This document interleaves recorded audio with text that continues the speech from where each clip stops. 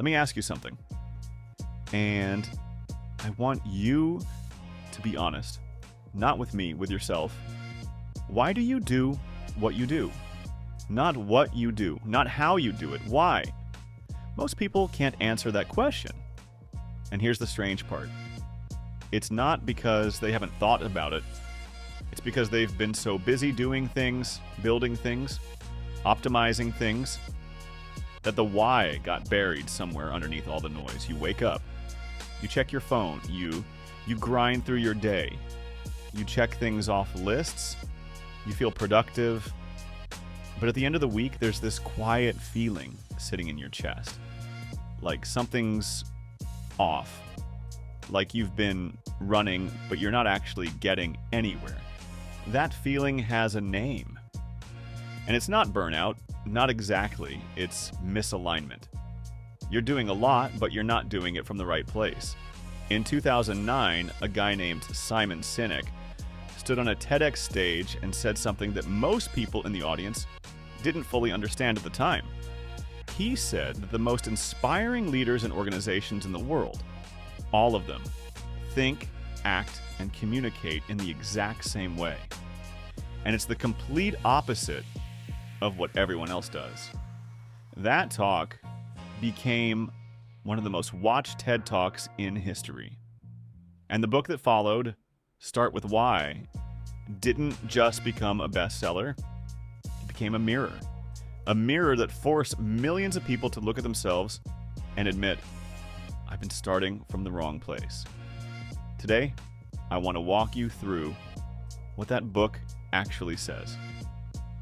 Not a summary, a real conversation about what it means, about why some people wake up inspired and others just wake up, and how one shift in the way you think about purpose can change everything. Your work, your decisions, your entire direction. Let's go deep. The problem. Here's a question that sounds simple but isn't. Why do some companies inspire fierce loyalty while others can barely keep people from leaving? Think about it. There are companies out there that make objectively good products, great features, competitive prices, solid marketing, and yet nobody really cares about them. People buy from them, sure, but they don't believe in them. They don't talk about them at dinner. They don't feel anything. And then there are companies, and you can probably name them right now, where people line up for hours, pay premium prices, and defend the brand like it's part of their identity.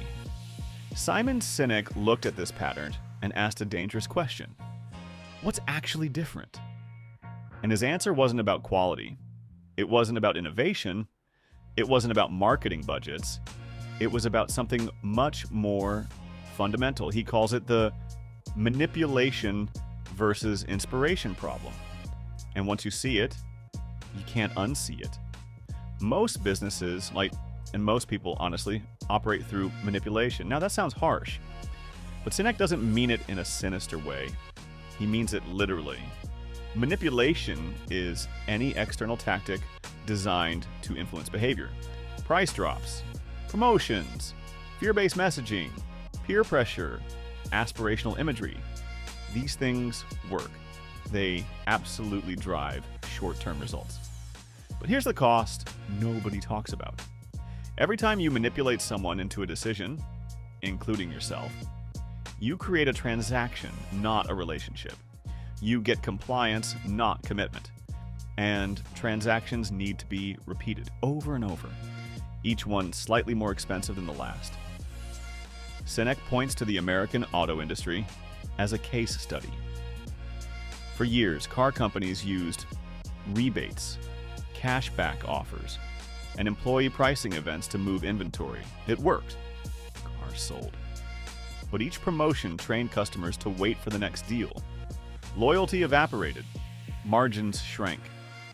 The companies were running faster and faster just to stay in place. Sound familiar? Because this isn't just a business problem, this is a life problem. Think about your own goals. How many times have you motivated yourself through manipulation?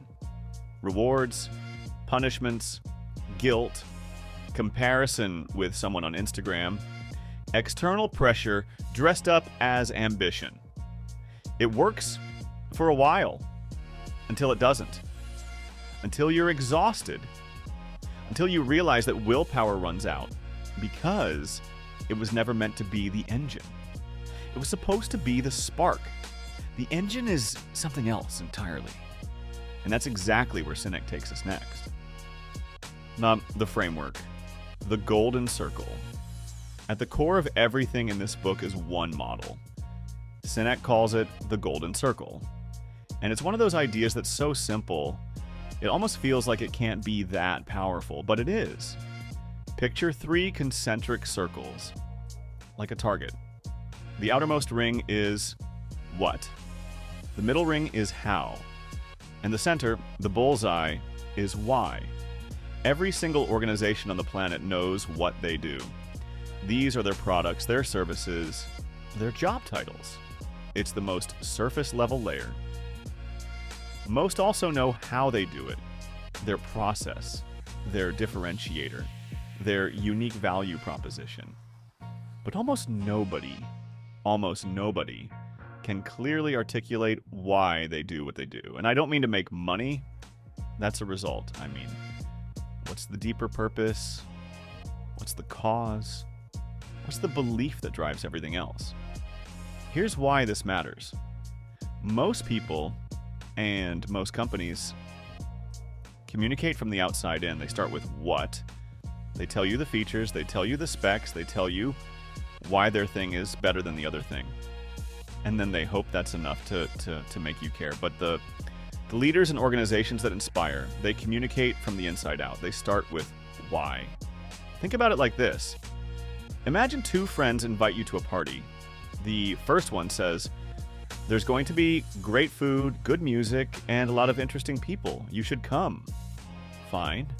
That's a list of features. You might go, you might not. The second friend says, "I really want you there.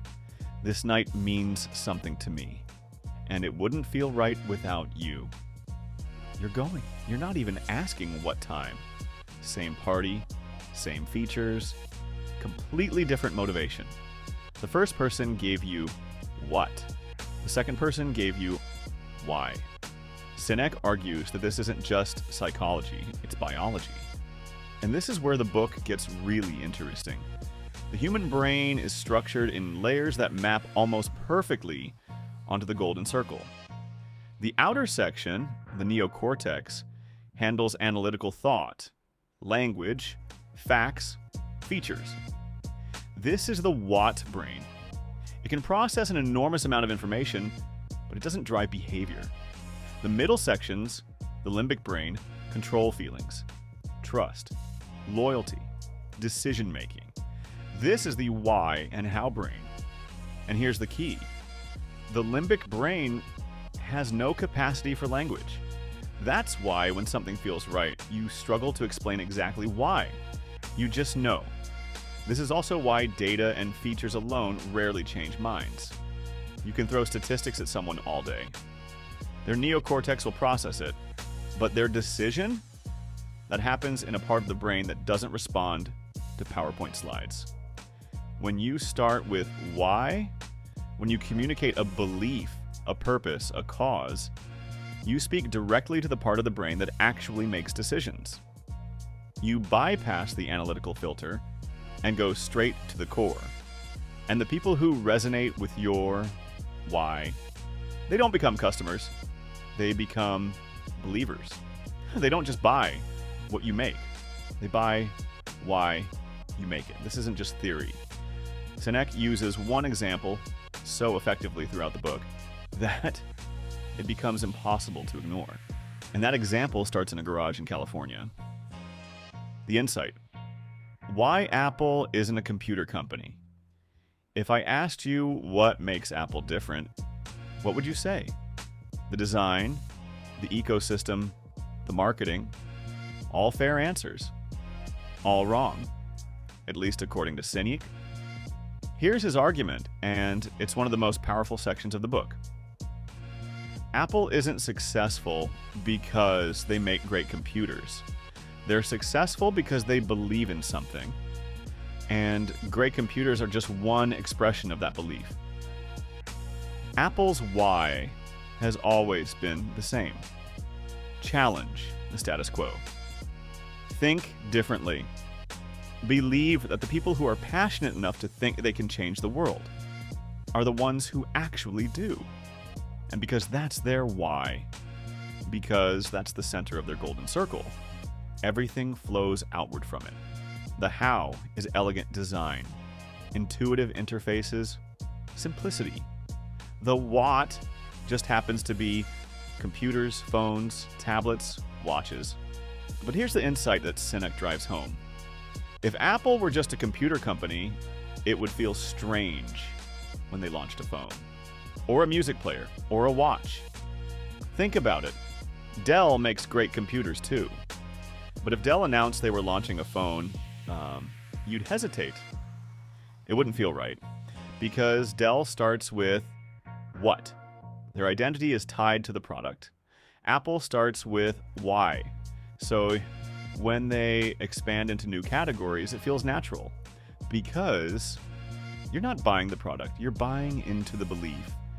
And this isn't just a corporate story. This applies to people, to you, on a deeply personal level. How many times have you tried to define yourself by your what? I'm a developer, I'm a marketer, I'm a student, I'm an entrepreneur, and then when the job changes, or the market shifts, or the project ends, you feel lost because the what is gone and you never built a why underneath it. Sinek talks about this with a concept he calls the celery test. It's simple but brilliant. Imagine you go to a dinner party and people give you all kinds of advice. One person says, you need to focus on social media. Another says direct mail is the way to go. Someone else says you need to be on every platform all the time. If you don't have a why, you'll try all of it. You'll buy the celery, the rice milk, the Oreos, and the M&Ms. Your cart will be full, but it won't make sense. No one looking at your choices can tell what you stand for. But if your UI is clear, if, say, you believe in health and natural living, then you only pick up the celery and the rice milk. Every choice becomes obvious. Every decision becomes faster. And anyone who sees your cart instantly understands what you're about. This is what clarity of purpose does. It doesn't just give you direction, it gives you a filter. It tells you what to say no to, which might be the most valuable thing in the world. The law of diffusion and the tipping point. Okay, so you have your why. You found your center. Now what? How does that actually spread? How do ideas move from one person to many? Sinek connects the golden circle to something called the law of diffusion of innovation, a model originally developed by a sociologist named Everett Rogers. And when you see how these two ideas interact, something clicks. You've probably seen this bell curve before. On the far left, you have innovators and early adopters, the people who try things first.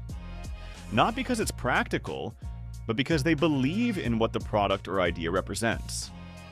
In the middle, you have the majority, people who need social proof before they commit. And on the right, you have the laggards, the people who only change when they have no other option. Here's the critical piece. Sinek argues that most businesses and most people try to appeal to the majority first. They focus on features, on comparisons, on data. They try to convince the middle of the curve. And that's exactly backwards. Because the majority doesn't lead, the majority follows. They wait to see what the early adopters do. And early adopters, they don't care about your features. They care about your why. Sinek tells the story of TiVo to illustrate this. TiVo had a product that was, by any objective measure, incredible. They could pause live television. They could skip commercials. They had first mover advantage, plenty of funding, and great press. But they struggled commercially for years. Why? Because they marketed from the outside in. They led with what? We pause live TV, we skip ads, we record your shows. Features, features, features. They were talking to the neocortex. They were trying to convince the majority with data, and the majority yawned. Contrast that with how movements work. Martin Luther King Jr. didn't say, "I have a plan." He said, "I have a dream." He started with why. He communicated a belief so clear, so deep, that people who shared that belief felt compelled to act, not because he told them to, but because they wanted to, for themselves. That's the tipping point. When you find your why and communicate it clearly, you attract early adopters who share your belief. They become your evangelists, not because you pay them, but because supporting you is a way of expressing who they are. And when enough early adopters rally, the majority follows. The lesson here is uncomfortable for a lot of achievers, because it means that the path to impact isn't about doing more. It's not about reaching everyone. It's about going deep with the few who already believe what you believe. And that brings us to something very practical. Finding your why, the practical shift. You might be listening to all of this and thinking, okay, I get it. Purpose matters. Start from the inside. Great. But how do I actually find my why? Sinek acknowledges that this is the hardest part. Your why isn't something you invent. It's something you discover. It already exists inside you. It's been there since long before you started optimizing your to-do list. Here's a starting point. And I want you to actually try this. Not tomorrow. Tonight. Step 1, look backward. Your why is almost always rooted in your past, in the experiences, the people, and the moments that shaped who you are. Sinek suggests a specific exercise. Tell your story to someone you trust, not your resume, your real story. The moments that moved you, the moments that hurt, the moments where you felt most alive. Patterns will emerge, and in those patterns, your why lives. Step 2, flip your language. Tomorrow, before you describe what you do, try leading with why you do it. In a meeting, in a conversation, even in your own journal. Instead of "I build apps," try "I believe technology should simplify life, not complicate it. And I build tools that reflect that." Notice how different that feels. Notice how differently people respond. Step 3, apply the celery test to your current commitments. Look at everything on your plate right now. Projects, goals, habits, relationships. For each one, ask, does this align with my why? If it doesn't, it's noise. And noise, no matter how productive it looks, is still noise. This is the part of the book that hits different when you're honest with yourself. Because most of us have been building outward for so long, more skills, more projects, more goals, that we forgot to check if the foundation was ever there. Sinek isn't saying your goals are wrong. He's saying that goals without a why are just tasks. And tasks without meaning are the fastest path to burnout. So here's what Start With Why comes down to. It's not a productivity book. It's not a leadership manual. It's a question, the most important question you'll ever sit with. Why do you do what you do? Not what are you building? Not how are you building it? Why? What's the belief underneath all the action? What's the thing that would still be true, even if you changed industries, changed roles, changed everything about your external life? Simon Sinek wrote this book because he lost his own why. He had a successful business, clients, money, and he woke up every day dreading it. The book isn't theory born from observation. It's wisdom born from pain. He found his way back, and he drew a map for the rest of us. The golden circle isn't complicated, but living from the inside out, starting every decision, every project, every relationship from your why, It takes intention. It takes clarity. It takes the courage to strip away everything that doesn't belong. That's what we build at Pulse, not a system to do more, a system to know what matters. Intention, focus, rhythm, reflection. 4 pillars that start with the same question Simon Sinek spent an entire book answering. Why? Start with why. The rest will follow.